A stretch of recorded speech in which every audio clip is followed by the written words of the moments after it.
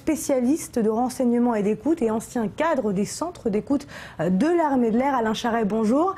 Première question, Barack Obama a assuré qu'il n'était pas au courant que le téléphone d'Angela Merkel était sur écoute. Est-ce que c'est crédible ? Oui, alors bonjour. Oui, c'est pas forcément ridicule, car il se peut très bien que il n'est pas donné de directive précise à ce sujet. Il faut savoir que dans le cadre de la lutte contre le terrorisme, toutes les agences de renseignement américaines, en particulier la NSA, a des directives précises. Et lorsque l'on veut écouter les communications d'un djihadiste présumé qui se trouve en Europe, en France ou en Allemagne, on utilise les mêmes moyens que pour intercepter les communications téléphoniques des chefs d'État.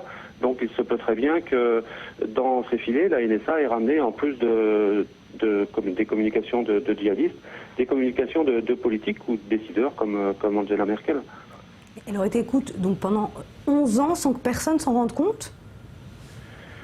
Alors là, effectivement, ça paraît un petit peu dur à croire. 11 ans, ça correspond bien aux directives qui ont été données après les attentats de septembre 2001. Maintenant, il n'est pas évident qu'Obama ait été informé que les informations qu'on pouvait lui communiquer concernant l'Allemagne proviennent directement du portable d'Angela Merkel, puisque les services de renseignement ont tendance à taire et à cacher leurs sources.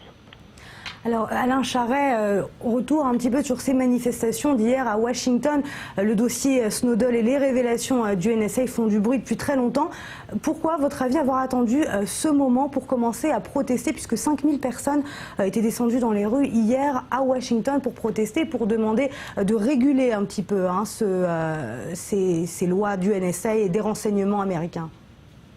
Oui, alors pourquoi maintenant? Justement, suite aux révélations de Snowden, parce que le grand public était un petit peu déconnecté de ce genre de système, et à part les spécialistes du renseignement et des écoutes, je pense qu'ils imaginaient assez peu le fait qu'on puisse écouter un petit peu toute la planète sans distinction, et non pas privilégier que les terroristes présumés. Alain Charret, merci beaucoup pour ces précisions. Merci d'avoir répondu à nos questions.